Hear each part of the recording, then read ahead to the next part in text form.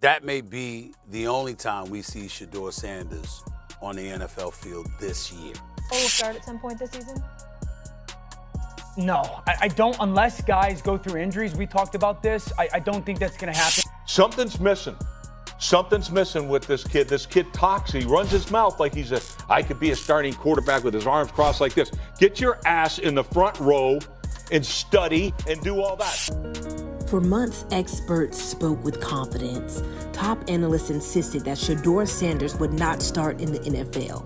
They measured him with their feelings instead of the facts. They analyzed him through bias instead of the film. They built narratives that were never rooted in truth. But there comes a moment when human opinion collides with divine intervention.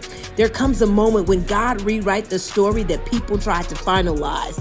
What the professionals predicted does not outweigh what God planned.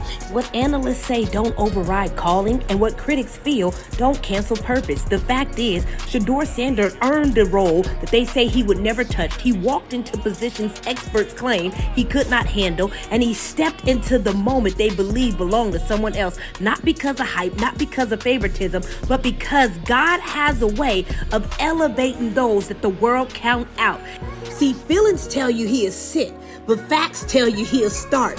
Feelings say he was not ready, but facts said keep proving him wrong. See, feelings said he may not never start, but God said I'm just getting started. So let me leave you with this. Choose facts over feelings. In a season defined by dysfunction, doubt, and dizzying plot twists, no storyline in Cleveland has burned hotter or cut deeper than the rise of Shedeur Sanders. What began as a feel-good draft gamble on a fifth-round project has transformed into a national referendum on the Browns' leadership, their fractured quarterback strategy, and whether one rookie can claw his way out of a political maze not of his own making. Shedeur has been named starter for the rest of the year. I actually think this is really bad for the Browns front office and coaching staff. They're going to be in position because they're awful and they might lose out to take Fernando Mendoza or take Dante Moore, take a quarterback really high. In what world, if I was Jimmy Haslam, could I trust your guys' evaluation? Because I just saw you guys take a guy in the third round, which isn't nothing for a quarterback. And I think we'd all agree, not an NFL player. And immediately, your fifth round quarterback, like 2 games in, looks like Tom Brady compared to him. That's like malpractice. And the Dillon Gabriel thing is a clear indictment of your evaluation skills, which are clearly atrocious. Because make no mistake, Shedeur Sanders isn't just fighting for the Browns' starting job. He's fighting the Browns themselves. The turbulence began on draft night. Cleveland stunned the league when they selected Oregon's Dillon Gabriel in the 3rd round, praising his computer-like processing ability and scheme fit under Kevin Stefanski. Just 2 rounds later, they doubled down and drafted Shedeur, a move that reportedly didn't come from Stefanski's side of the building. Everybody was calling for Stefanski's job. I wanted to talk about it on a few levels. One, when there's a white person over you just doing everything to stop your success. It was really bothering me. It's obvious. And is it obvious you think that's what's happening? Yes. Yeah. Well, if it were just this game in isolation, I would say that they're just trying to lose and they're sticking to the tanking program. Wow. With how the draft went, with their season and how it went, with them picking the Dillon kid and trying to put all the faith in him, just their behavior throughout the season says that this is a sabotage. We just don't want him to shine. Okay. Which is weird, because why even draft him then? Even that. There are reports that say they didn't want to draft him. They didn't want to draft him. Yeah. And I love that Shedeur had that game against the Titans. Like, listen, God always going to have the final say. Yep. Like, it's just poetic. Him, Cam Ward looking like shit, stinking it up out there. Yeah, his team is bad, though. Cam Ward's going to be good. Okay. Cam Ward can ball. That team is bad. They fired their GM and coach, I believe, in the first couple games of the season. Like, I'm for that argument. Yeah, Cam Ward's good. I just don't want to shit on Cam Ward because I'm not shitting on him to big up Shedeur. If I were, but it's not just Shedeur. If they were doing a redraft, he probably would be the 3rd quarterback taken. Maybe. Who? I don't know about that. Cam. Really? Okay. Cam is nice. That team is not good. Is he better than Jackson Dart? Yes. If I'm Tennessee, I'm still taking Cam Ward with the first pick. Okay, but you're ice. Okay. So I am ice. Where does Shedeur's performance position him in terms of like a redraft? In other words, like if we were doing it all over again now, know what we know now, do you think he would move up to the first round, second round, third round? He should have been a first or second round pick regardless. Okay. It wasn't about the talent. Yeah. And just the poise of him.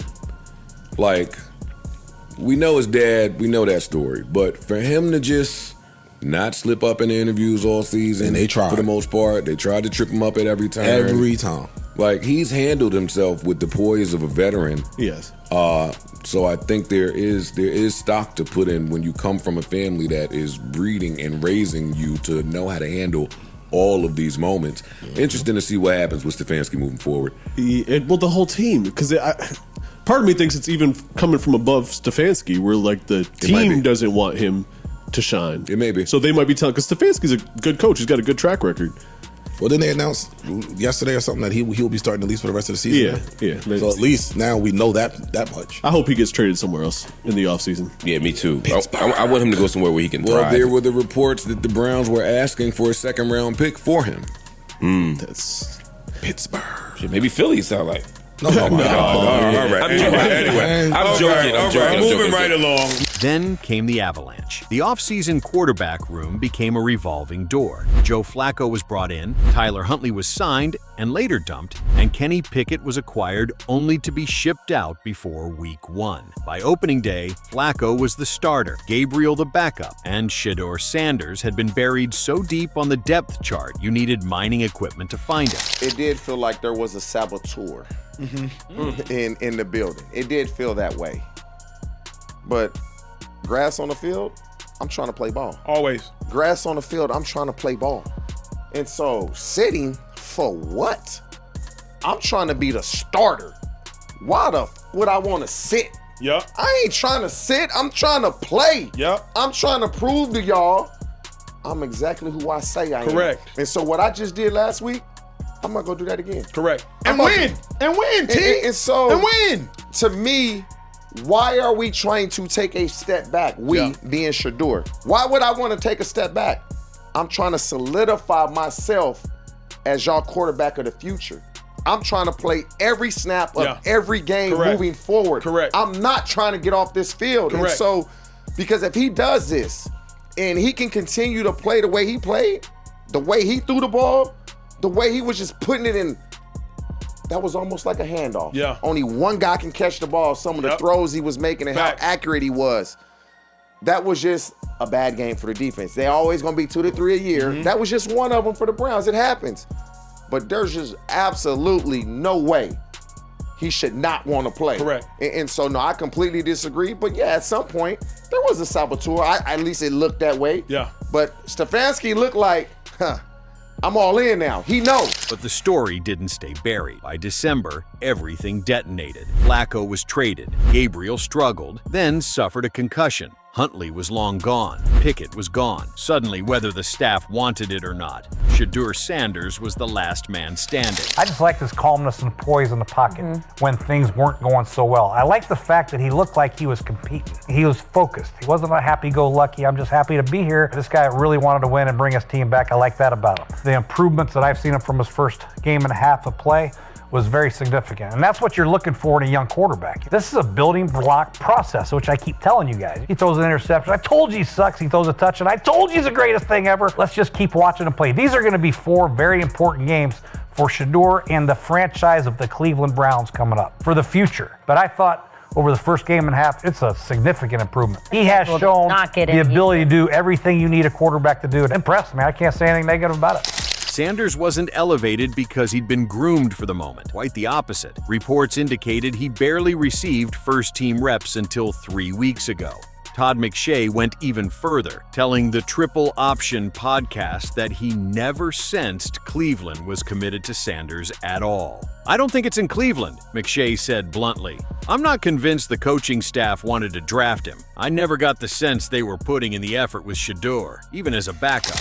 You know, but each game he's made some plays, and he's made some big-time throws, and some throws that you look and you say, those are NFL throws. Those are NFL plays that he's making.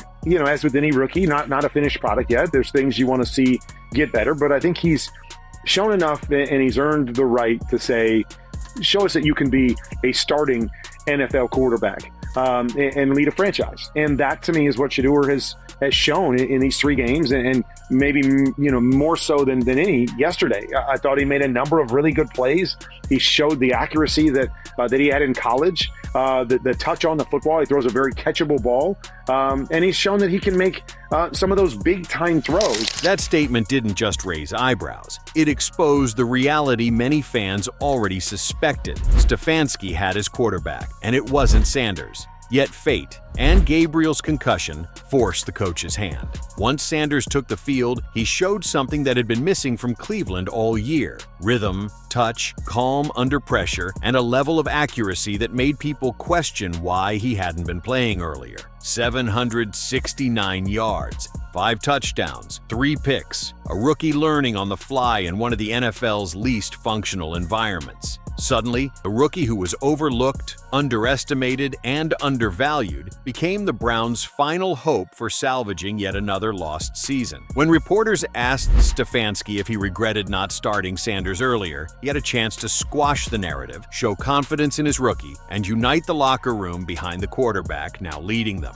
Instead, he dodged. "I'm not going to get into those types of things," Stefanski said, a non-answer that felt very much like an answer. Coaches who have no regrets usually say so. Coaches who believe in their young quarterback say so. Coaches trying to save their job behind closed doors do exactly what Stefanski did: evade, deflect, and pray the next 4 weeks provide a miracle. And Stefanski desperately needs one. With only 3 wins for a second straight year, something Browns ownership made clear was unacceptable, the head coach is now standing on the thinnest ice of his tenure. And ironically, the only person who can save Kevin Stefanski now is the same quarterback he didn't want to play. The Browns sit at 3-10. They are likely to be underdogs in every remaining game. Chicago, Buffalo, Pittsburgh, Cincinnati, they are headed toward a top 3 pick. And the national media already predicts Cleveland will use that pick on another quarterback. Dane Brugler projected the Browns to jump to number 1 and select Indiana's Fernando Mendoza.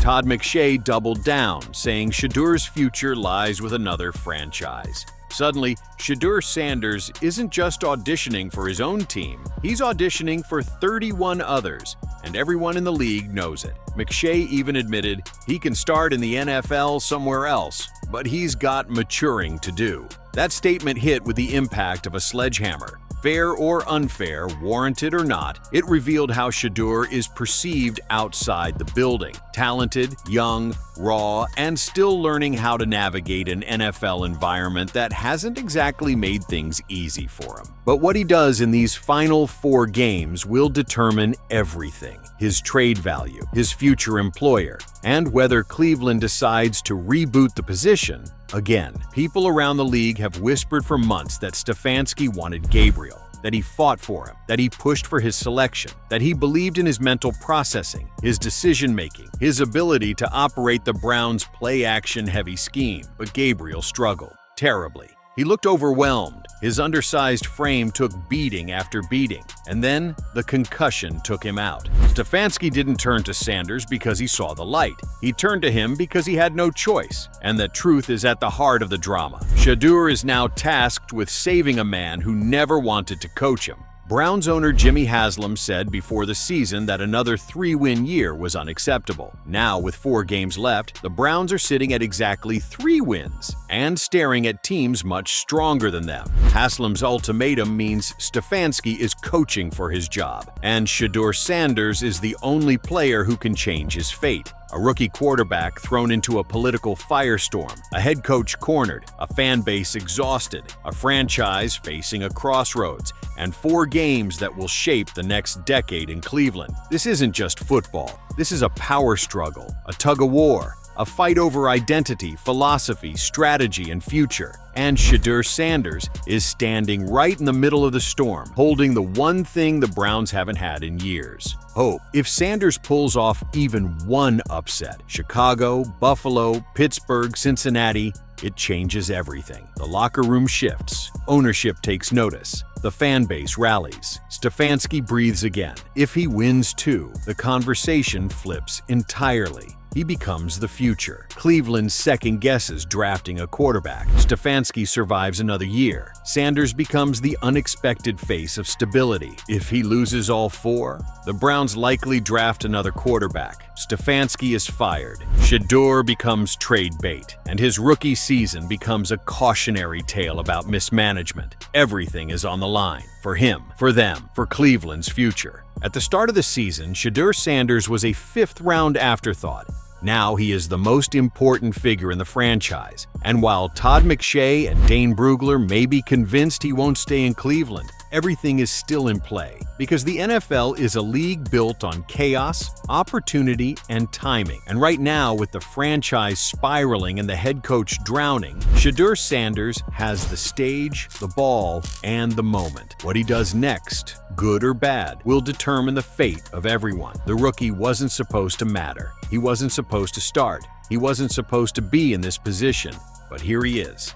Not just the quarterback of the Cleveland Browns, but the quarterback Cleveland never believed they'd need. And the quarterback Cleveland may soon realize they can't afford to let go.